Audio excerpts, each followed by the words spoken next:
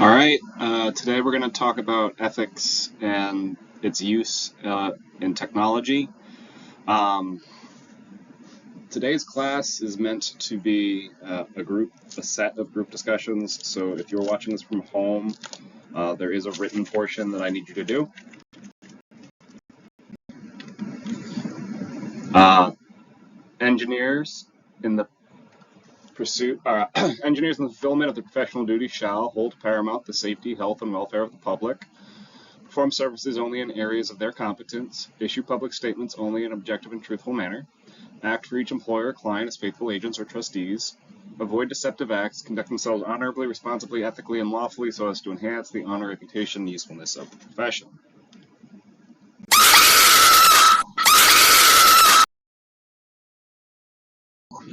Happy Halloween. Um, this is a chart showing computing power over time with computers. Um, so the general rule of thumb since the 60s is that computing power has doubled every 5 to 10 years, which for the most part has turned out to be true. 100 years ago, the idea of using a machine outside of maybe an abacus to do math or accounting was unheard of.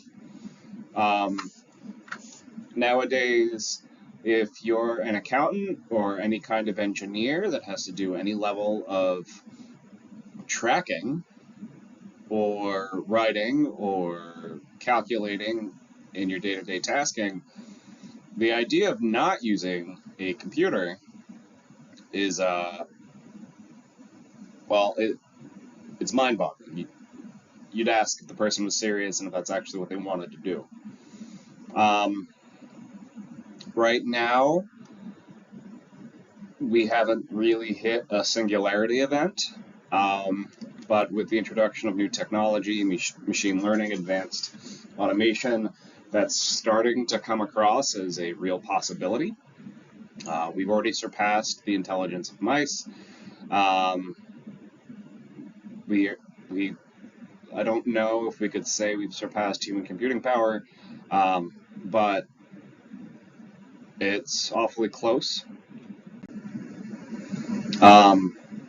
Really, the big transition was moving away from analog devices to digital devices. For the most part, the first world has moved away from digital as much as it possibly can. There are special instances where we still use analog, but for the most part, we've made the full transition to digital processing. So 100 years ago, you would send letters, and if it needed to go now, it would be a telegram. Now it's emails and instant messenger. It used to take days to months for information to get around the world. Now it takes seconds. I know for day trading, computers are getting information to and from the other side of the world regularly and making decisions based off of that. And then machines on the other side of the world are making decisions based off of what the first set of machines did. News was delivered in chunks of importance, just simply because our capacity to absorb them was limited to a few hours in the evening. Now with the technology, it's 24/7, and that's why we have 24-hour TV, 24-hour news networks. There are still stock advisors, but 100 years ago, there were people whose sole job was to make purchases for you without giving you any advice and without needing to understand how any of that worked. Nowadays, if you just want to make a purchase without any advice, you can do that for next to nothing outside of the actual cost of the transaction. And for, the job went from being, I'll purchase stocks and bonds for you to I will advise you on what stocks and bonds you should go buy. 100 100 years ago, the idea of talking to somebody from a different continent was hard to process. Nowadays, you can talk to just about anyone, anywhere in the world. You can talk to people in space. Um, I haven't recently, but I'm sure people in the IEP have talked to people in Europe and Asia at a regular clip. Um, Not only has the power of the computer grown exponentially, but the size has also shrunk. Computers used to be the size of buildings. Nowadays, we can fit all of that into our pocket. You have more computing power in your pocket on your phone than the entirety of NASA did when they launched people into space to go to the moon. And so there's this concept of the Internet of Things. So though I haven't gone this far, one of my coworkers, all of the lights in his house are off if his phone's location isn't near his house. And the same thing with his spouse. And you can go to that level of control where the lights know to turn on based off of where your phone is. With the technology for facial recognition and AI, it's going to get to the point that you won't even need that. With fitness trackers, AR glasses, things like that, they really are enhancing people's lives. The new Facebook Meta glasses allows you to have an actual heads-up display, similar to something you might see a fighter pilot wear that identifies people. Cars have integrated circuits. There was actually a shortage of cars, not because they didn't have enough car components, but because the computers that the cars needed were in short supply. And it's getting to the point where the car companies are asking for permission from cities and towns to have access to the red lights. Not necessarily controlling them, but knowing what their pattern is and knowing when the car gets to the next red light, whether the light will actually be red or not, and allowing it to make the decision to slow down or not based off of when it's going to turn from red to green. If you've seen some of the Tesla cars, even though technically you're supposed to be hands-on the entire time, they do self-drive to the point that there have been special instances where somebody has passed away in the car and the car kept driving because it didn't know any better. I know when I had COVID, I got diagnosed remotely because the doctor had access to everything she needed to make a decision. Images of me, she was able to get photos of my throat with my phone and computer. It's getting to the point where you don't actually need to go into the office to see a doctor. Because of things like that, you don't necessarily need a doctor on the other side of the world to diagnose. You just need to send the medicine. Which, whether that is the solution to a lot of global problems, it's a nice to have. So, ethics really should be driving a lot of the decisions, or at least be involved with a lot of the decisions when it comes to this technology as it comes out. Now, there's a lot of benefits. Benefits to the point that it's really hard to argue against using it. However, there are drawbacks. And so I want to go through some scenarios with you where I want you to think about, okay, if we recommend throwing the technology away, that's going to be a non-starter for a lot of people. So we have to come up with some solution, talk to people, and provide them a better way to use the technology. So number one, they still get what they want out of it. But number two, they don't get hurt and they don't hurt anybody else while using it. So we want to harness the positives while mitigating the negatives.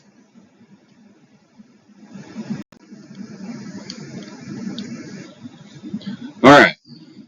So a lot of times, and you're going to find this with your own families and friends, when a new technology comes along, they're going to ask you about it.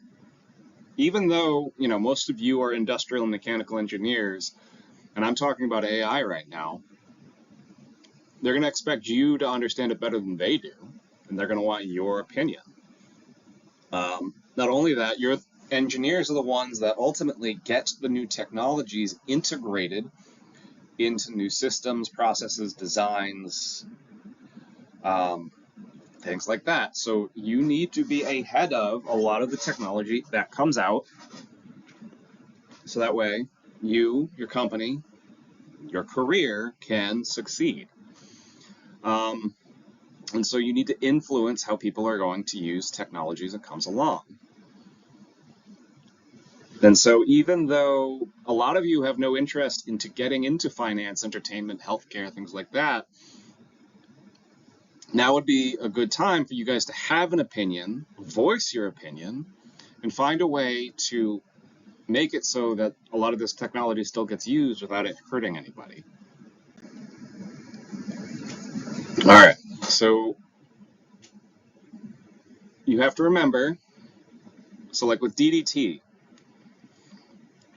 it did a lot of good up front, but they didn't really think about its long-term effects and its widespread use, right?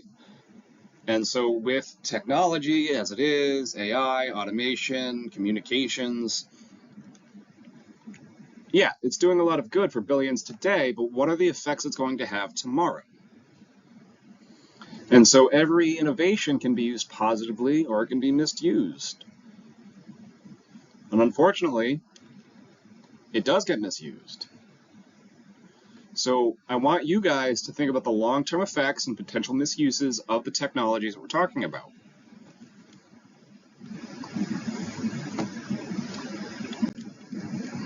All right, so I've assigned you to groups already.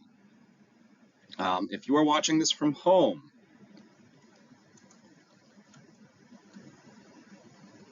though you can't participate in the group, I do want you to answer a few questions.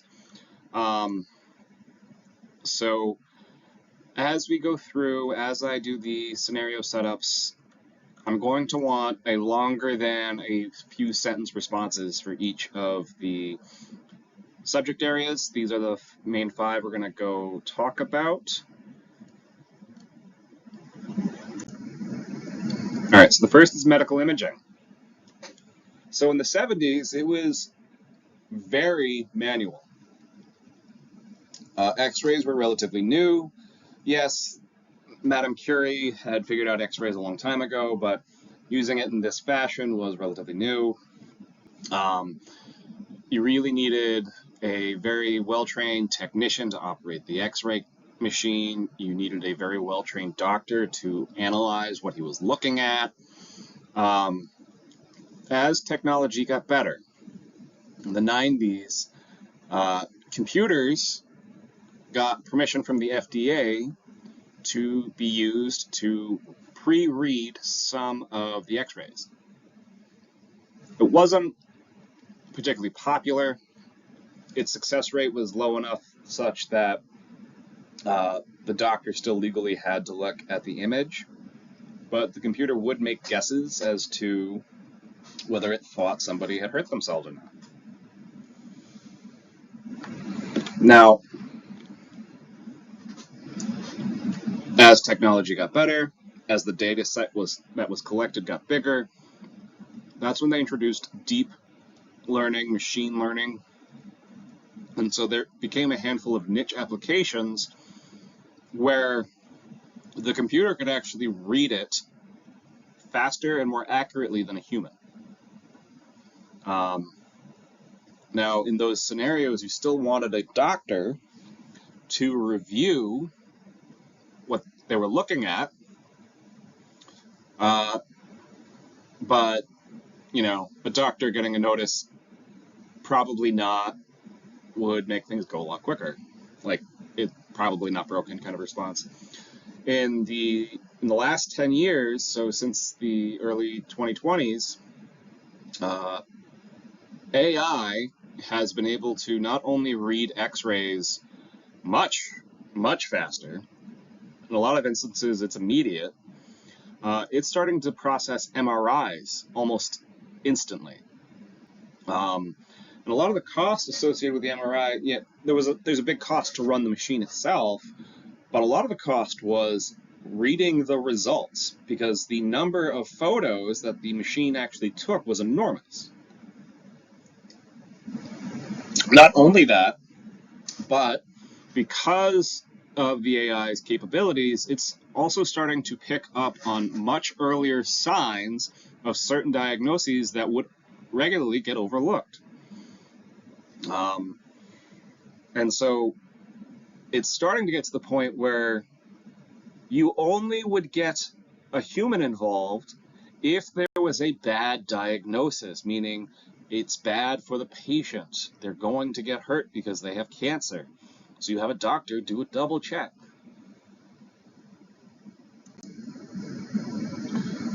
All right, so we're going to do our first scenario. All right, MedTech Innovations is a leading company in the field of medical technology. They have recently developed an AI-powered software that aids in detecting tumors and medical images. Two engineers, Alex and Jamie, are responsible for refining and implementing this technology.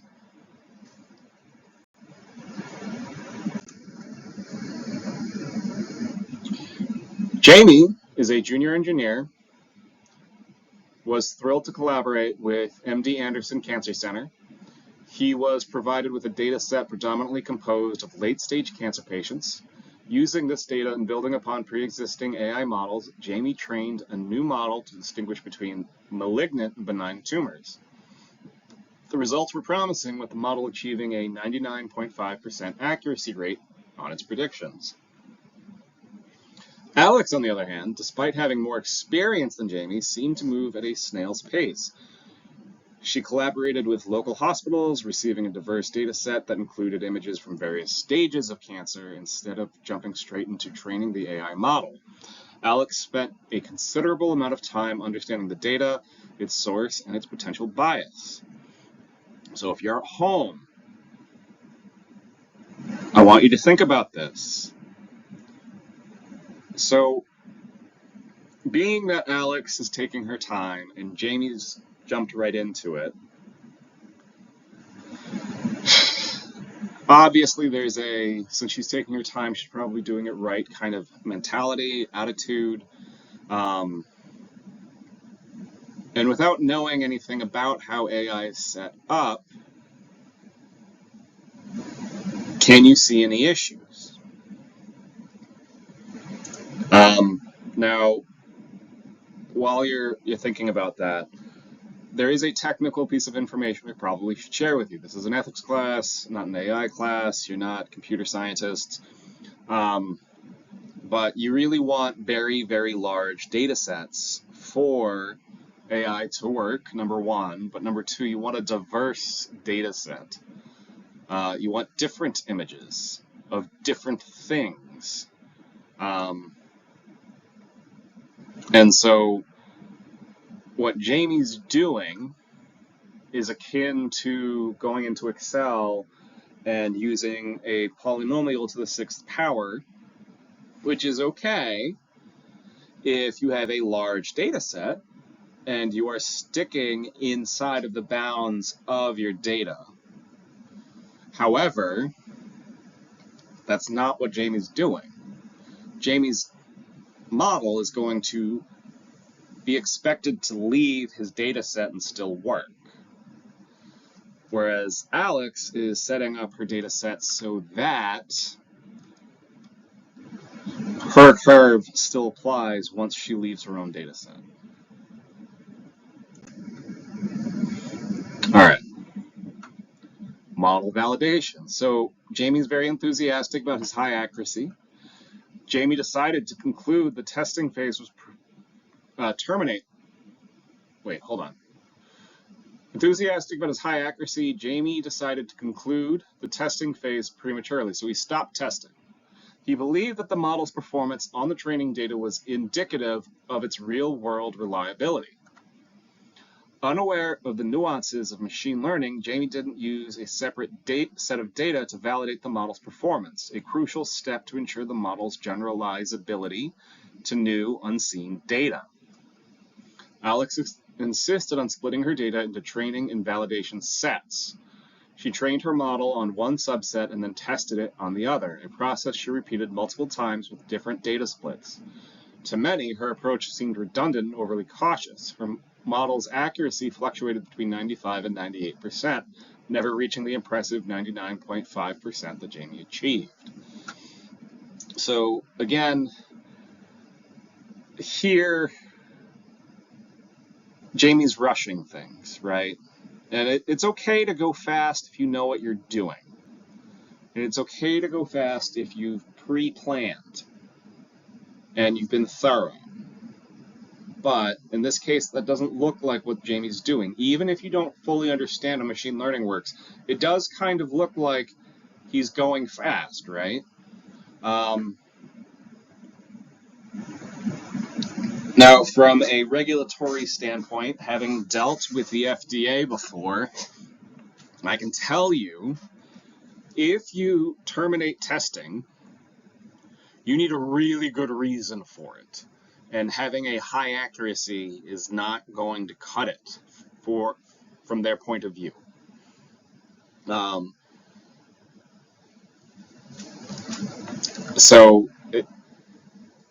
From a common sense point of view, you can kind of see why this might not be a great way to go. In real world applications, if somebody comes up to you and starts saying, we want to abandon the tests we're supposed to be doing to proceed, you need to be really resistant. There are really special cases where it doesn't make sense to do testing. If somebody comes up to you and doesn't lead with that, in this case, it doesn't make sense to do extra testing.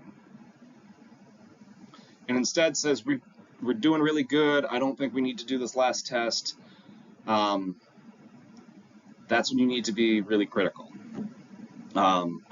Especially from a regulatory standpoint, especially from a safety standpoint. Most tests aren't feel-good tests. Most tests are somebody died because this went wrong once. So, since this is medical testing, we're talking about cancer, and misdiagnosis will lead to somebody's death.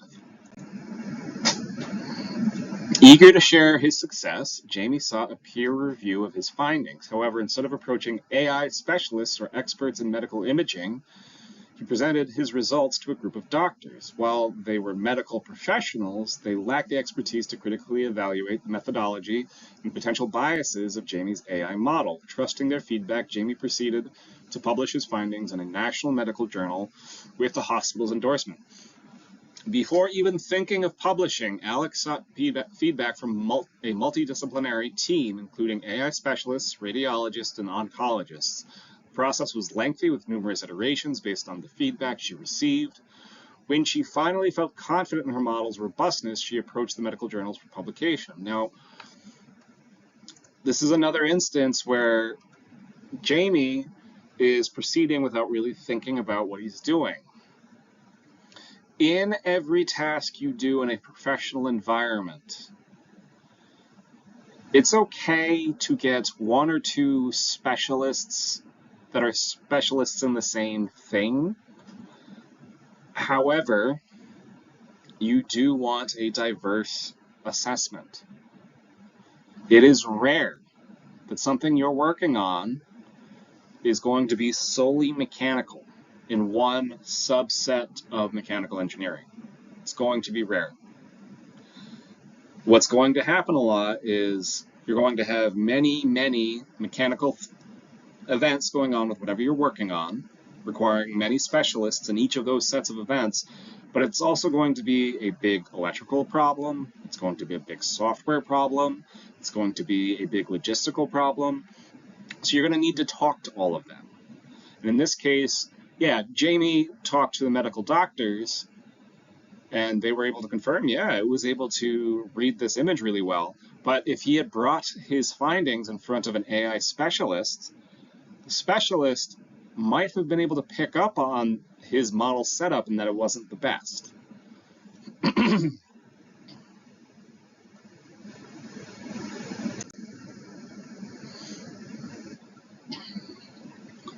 All right, so now we're going to do another set. All right, so we're gonna do the conclusion and recap.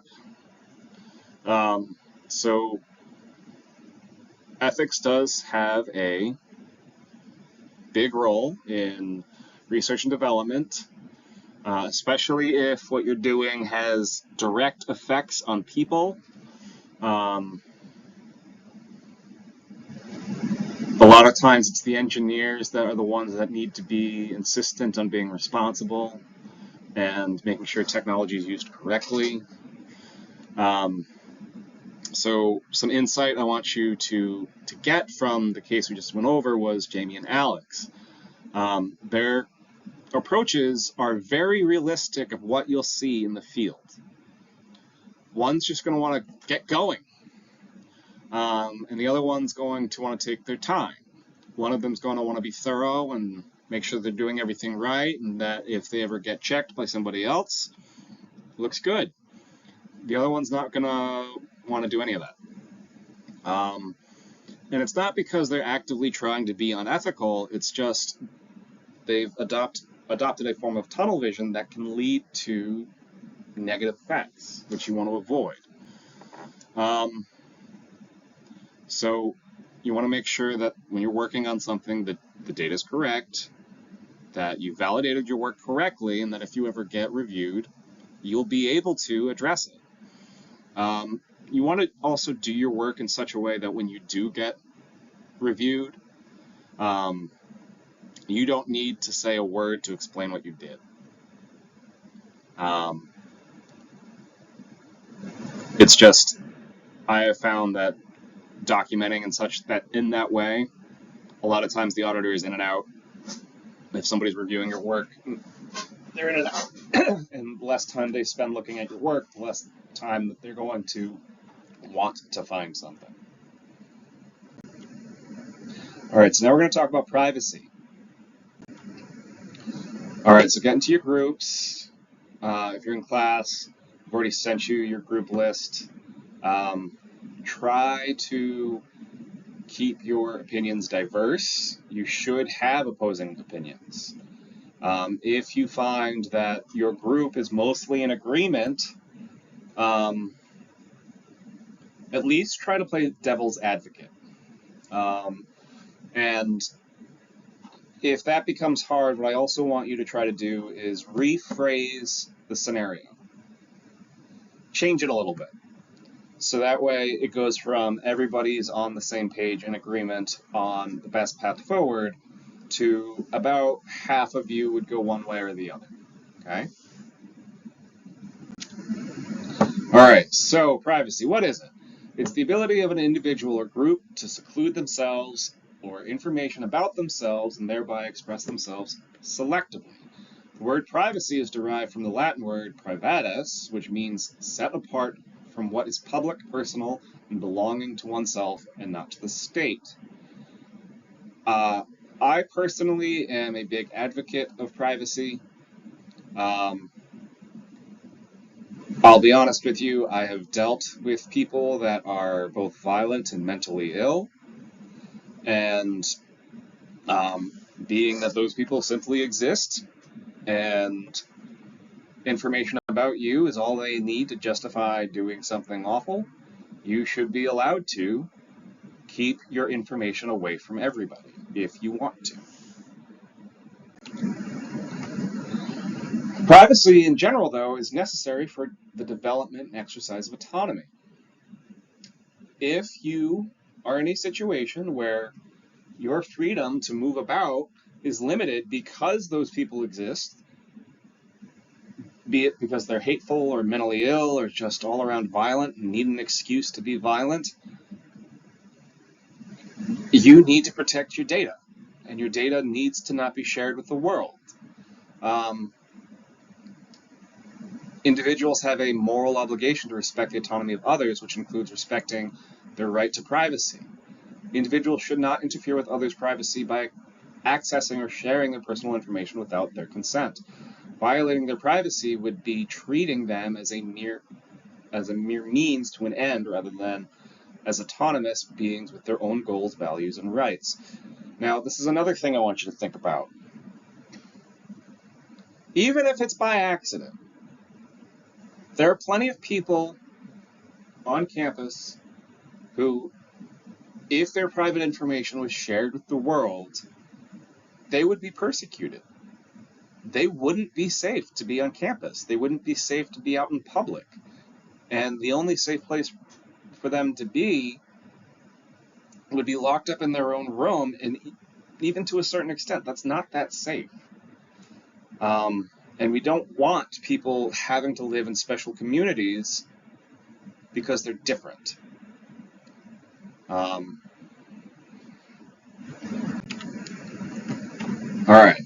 So most countries have some variant of the Fourth Amendment, which states the right of the people to be secure in their persons, houses, papers, and effects against unreasonable searches and seizures shall not be violated, and no warrants shall issue but upon probable cause supported by oath or affirmation, and particularly describing the place to be searched and the persons or things to be seized. So in other words, or the government more accurately, has no right going into your home. It's because your home is supposed to be where you protect your privacy.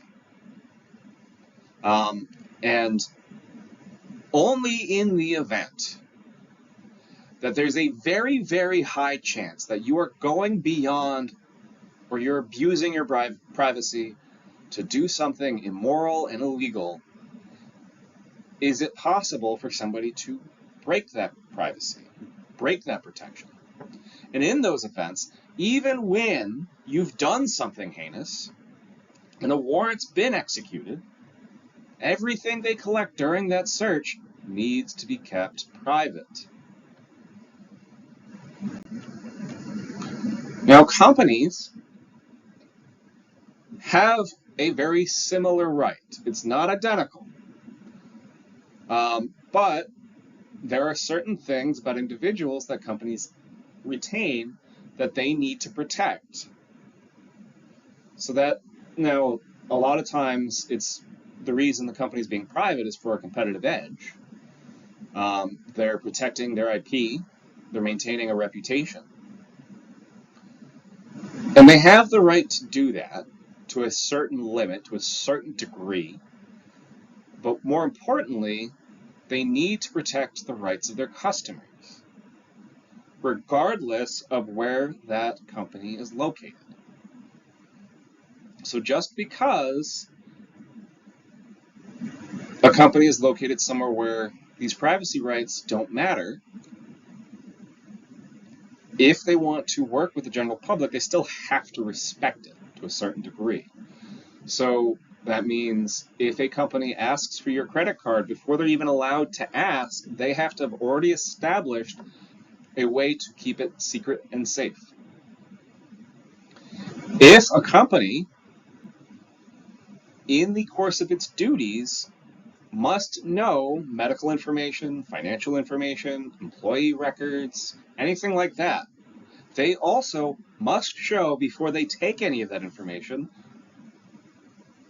that they can keep that information safe. Now, in the US, these are legal requirements, but they should be doing this whether it's a legal requirement or not. Unfortunately, a lot of companies only do this to avoid litigation, not because it's the kindness of their heart, but because they're trying to protect themselves. Now, there was a case of Bank of America where it kept its database in an unsecure server, and it kept getting hacked. I know this because I got a new credit card every other day for about 2 months. And the reason for this was my credit card kept getting hacked. And it kept getting hacked because the data that Bank of America was storing wasn't secure, and they didn't know that. Now, Bank of America addressed this not because it was really expensive to credit me and waive the fees that the people who were stealing my identity were spending. They didn't stop this to be good. They stopped this because the Fed actually said if you're storing this information and you're not storing it securely, you are responsible for all costs associated with it. At which point, to access any of my bank accounts, you needed two-factor authentication, and my credit card, which I rarely used, suddenly stopped changing numbers. I stopped getting a new one in the mail every other day. And Bank of America insisted it was because they just wanted to do the right thing, but the reality is they were just trying to maintain a reputation. Now, on another note, if you're familiar with this image, these yellow nets are called suicide nets. The factory that Apple was using to make iPhones for a period of time was this factory, and people who were working there, if they were awake, had to be manufacturing. They were not allowed to take breaks. They were not allowed to go to the bathroom. They were not allowed to go on vacation. They were not allowed to go home. They had to be working all of the time.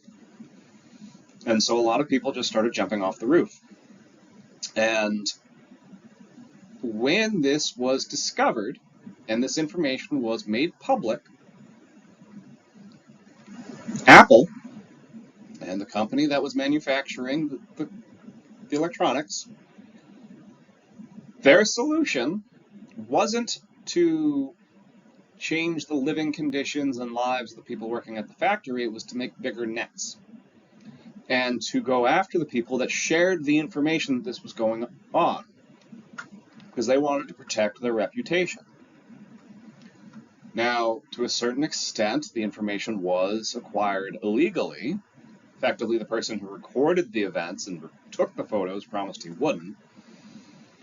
But this is an instance where, even though he broke the law when he did this, he probably did the right thing.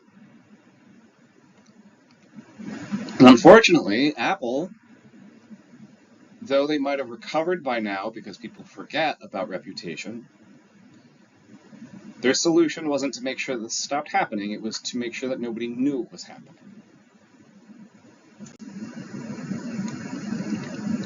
Now, there's common threats associated with technology and privacy. So there's data breaches. So this is when somebody goes and steals data. They either do a phishing attack and trick you into giving them their password, or they somehow get you to download malware, or they do an actual brute force attack. In really sophisticated cases, they'll have somebody just walk in with a thumb drive, and that will plug in, and that'll override some of their security systems. There's also surveillance issues. So some people, like myself, I have surveillance cameras in and around my house for personal reasons. But without proper security, somebody could hack them. What could also happen is my neighbors could be walking by minding their own business, and they could be caught on my camera. And then the last one, this is the one you're probably going to be the most guilty of, is accidental sharing. So when I was recently graduated and I first got my first job, it became a thing where people started to realize that Snapchat does retain your messages, and so does WhatsApp. Even though they promised that they didn't and they won't, they do. And people were sharing very, very private images of themselves with each other. And those images were getting stored and people were hacking the system to get access to those images.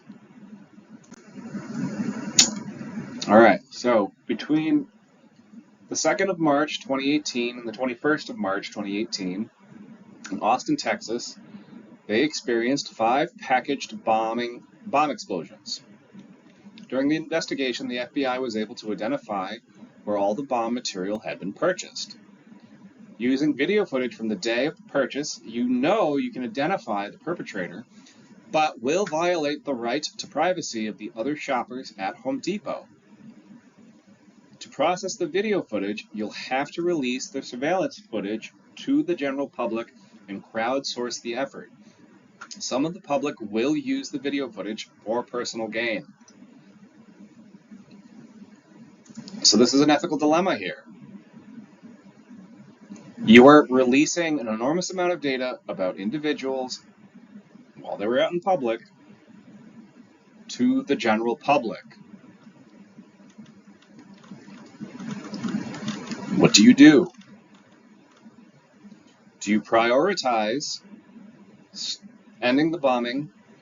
Do you prioritize the individual's privacy?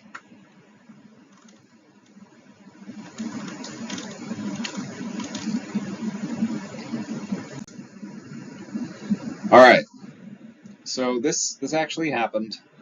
Using AI and big data, your company can predict whether someone has HIV based on information obtained from social media accounts and their phone's location. Additionally, the software can predict if that person is looking for more sexual partners from the same data set and chances of success. If found that a known percentage of HIV patients knowingly spread HIV, with a few simple lines of code, you could start notifying the next partner of the risk they're about to face.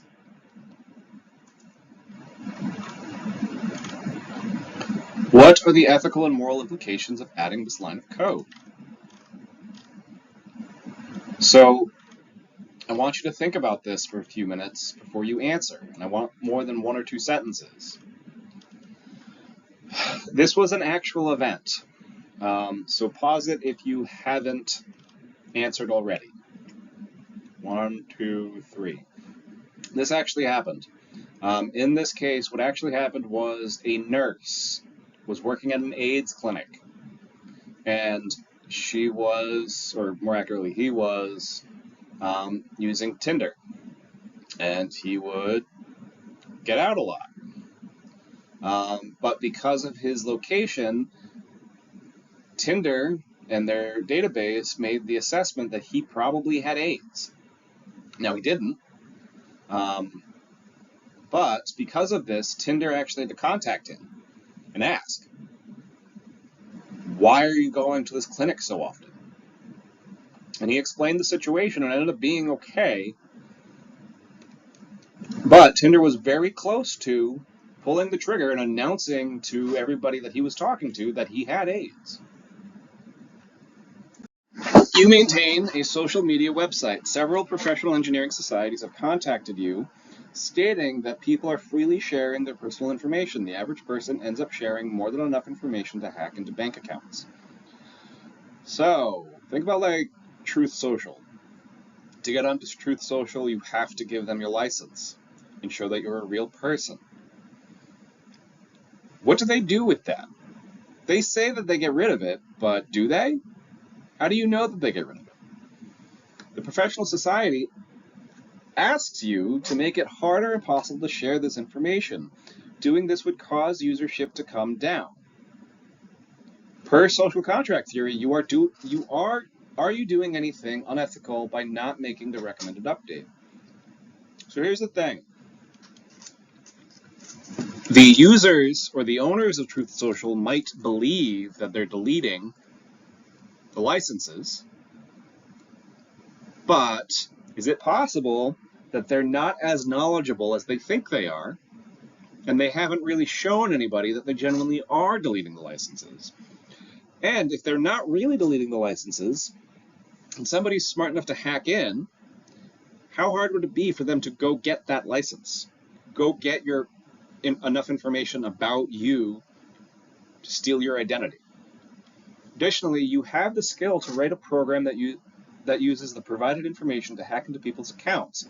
You know that writing this program and showing the users the risk that they pose to themselves will cause them to take down the information as needed.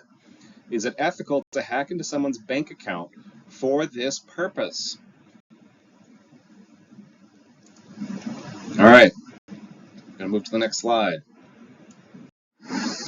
It's been found that many of the mass shooting events in the US, the perpetrator is committing a form of suicide. Their intent is to kill themselves before being taken or killed during a violent confrontation. After the fact, it's difficult for investigators to identify the cause and motive of the kills, therefore making it difficult to prevent. After one such event, an electronic device made by your company is found at the perpetrator's house.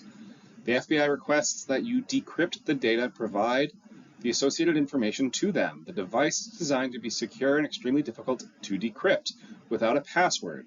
Without the password, you're not positive you can decrypt it. You know of other companies that have the skill set to hack your hardware, but announcing it to the public would demonstrate that the company's hardware isn't as secure as you've led the public to believe. What are the ethical dilemmas of this situation? All right, before I go to the next slide, I want you to answer this with more than 2 sentences.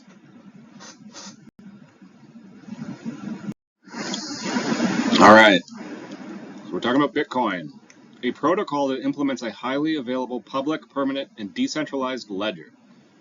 In order to add the ledger, a user must prove they control an entry in the ledger. The protocol specifies that the entry indicates an amount of a token, Bitcoin with a minuscule b. The user can update the ledger, assigning some of their Bitcoin to another entry in the ledger. Because the token has characteristics of money, it can be thought of as a digital currency. Part of the inherent value is related to the pseudo-anonymity that users believe exist while using Bitcoin.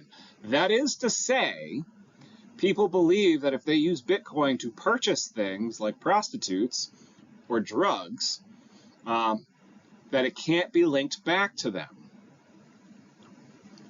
Both the CIA and FBI have linked Bitcoin use to terrorism, human trafficking, and organized crime. By purchasing and using Bitcoins, you indirectly increase its value and give more money to criminals. From an ethical standpoint, are you personally responsible for any anguish experienced by the above slaves? Do companies have any ethical grounding to refuse to accept or use cryptocurrency? All right, before I go to the next slide, again, I want you to answer this with more than 2 sentences. All right, so 5 years ago, I was at Newark. The CIA showed up, and they had a sit down with us. One of the first things they said was, if you own Bitcoin, it does pose a risk to your security clearance. Why is that? And why should the CIA or the FBI care about whether you own or use Bitcoin? So every 5 to 10 years, a new technology comes along that provides an image of anonymity that isn't there. So when the internet first became famous, a lot of people thought that because they were using a screen name instead of their real name, they couldn't get tracked. And the same thing happened with cell phones, where people thought, hey, since I have a phone that I can just throw away, they can't figure out it was me when I make a phone call. People would make fake social media accounts. We had BitTorrent, we had the dark web. But what inevitably happens is the CIA establishes a protocol, a mixture of human actions, hardware, and software that is able to track down specific high-profile targets and either kill or arrest as needed. After the protocol is refined for use, it's provided to the FBI, where they use the protocol to catch drug dealers, sex traffickers, terrorists, and other organized criminals. Bitcoin has, again, been directly linked to terrorism, organized crime, and sex trafficking.